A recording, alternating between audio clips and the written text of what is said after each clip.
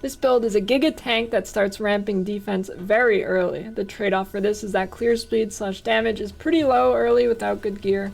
However, it still clears at decent speed. So far, it has been a very smooth experience playing the build up to level 93 in hardcore, and probably the most fun build I played as a starter with the potential to clear very high corruption with the right gear. Recommend checking out the maxroll guide if you want a deeper dive on different gear sets and whatnot.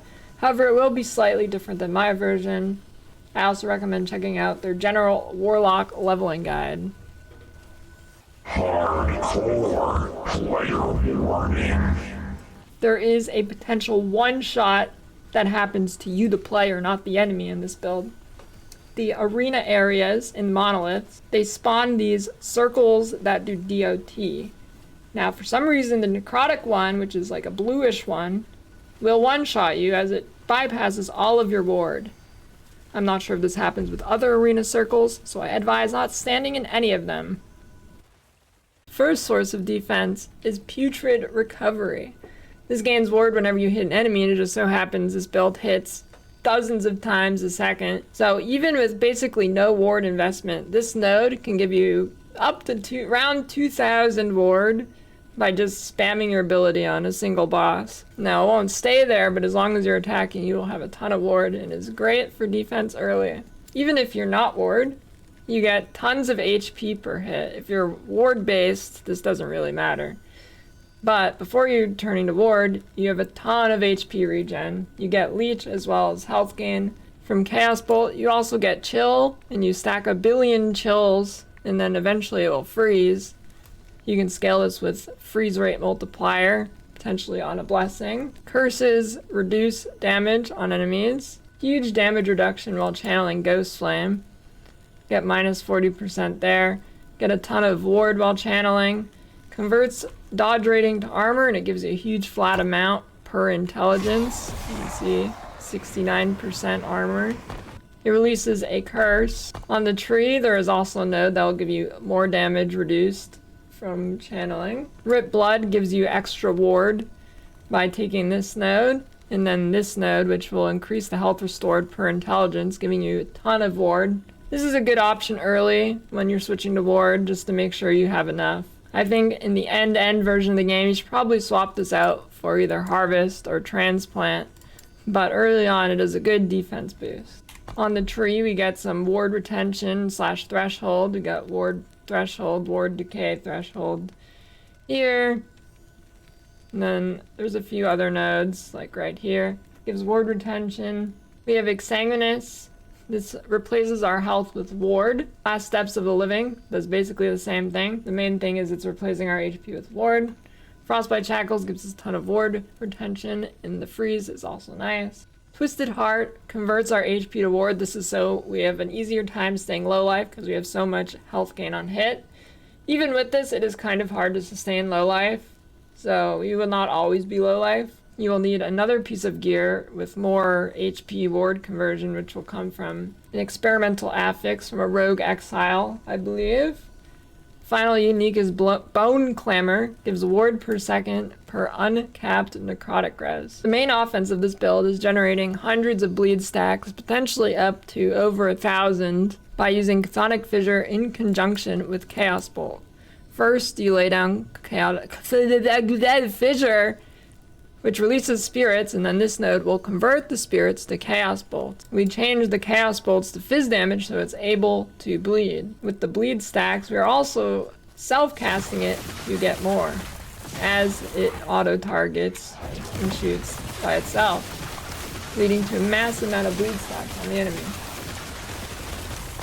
We get extra damage per curse on the target from here and a few other sources. So we stack a bunch of curses even if they're not bleed. We get bonus damage from Ghost Flame after channeling it for like a second to get the Decrepify curse, which gives 15% more damage from all DO2 sources.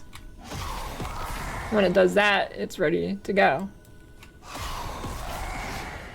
We gain various damage bonuses from being on low life, such as here.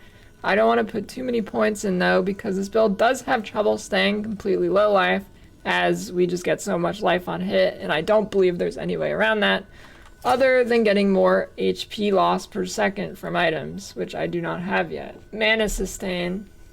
Now early on it is basically impossible to fix. While leveling you are going to have mana issues up until early endgame.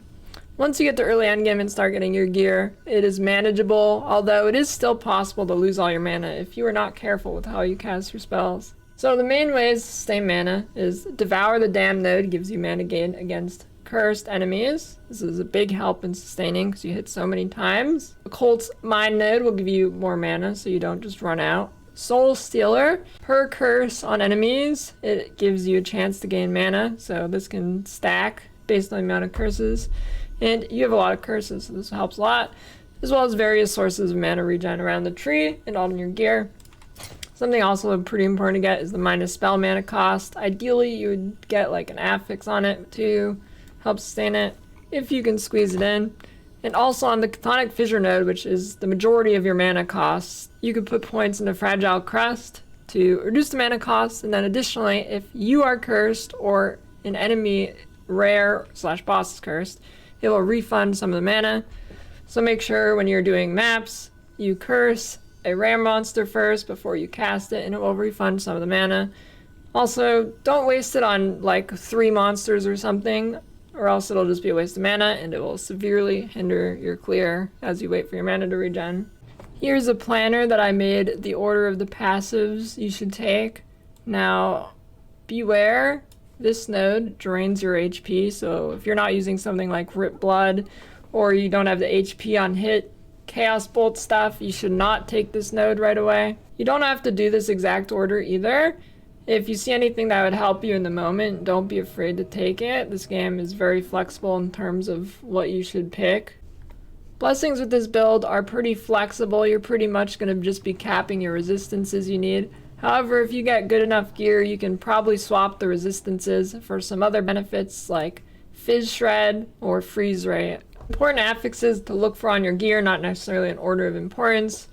Plus skill levels, intelligence, HP, crit avoidance, cast speed, ward per second, ward retention, damage over time, fizz damage, fizz pen, and then various other acolyte things such as bleed penetration and bleed duration. Look for HP, bleed chance, any dot damage, ward retention, resistances, stuff like that. You're going to want to look for things with ward decay threshold / ward retention or ward per second. The build is first you cast Spirit Plague to get the initial curse on, which will give you a ton of ward on hit and some additional bleed stacks.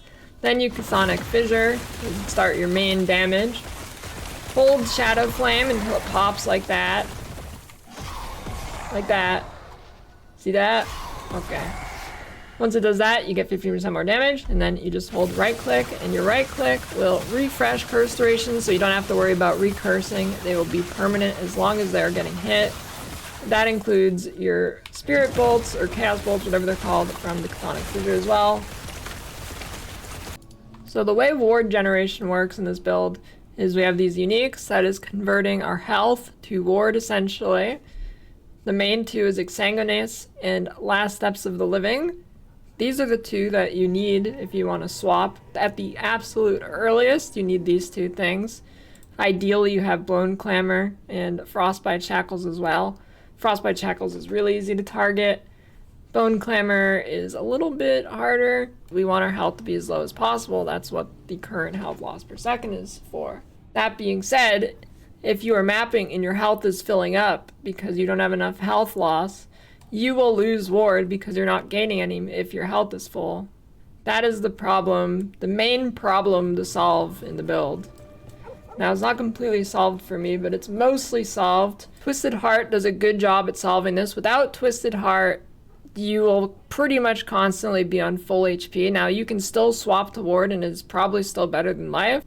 You get Exsanguinous for the chest piece. This is from Blood Frost and Death Timeline unique body armor nodes. Then the Last Steps of Living Boots, which is also from the Blood Frost and Death Timeline, but it's from the final boss. Frostbite Shackles, which is from the final boss of the same timeline. And then Twisted Heart, which is from Reign of Dragons' final boss. Bone Clamor, which is the Black Sun timeline, unique helmet. And then two things which I'm not using right now will be your unique shield. You can either get Flayer's Pride for damage. What I recommend doing is using this for bossing because this gives health gain on kill. For mapping, this will make it very hard to sustain low life. And then also Life's Journey for mapping.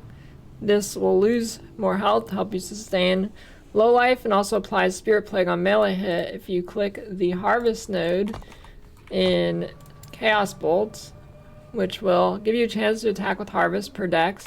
You don't need that much dex, like 10, just whatever you get from Blown Clamor is enough. Here is my current gear on the character.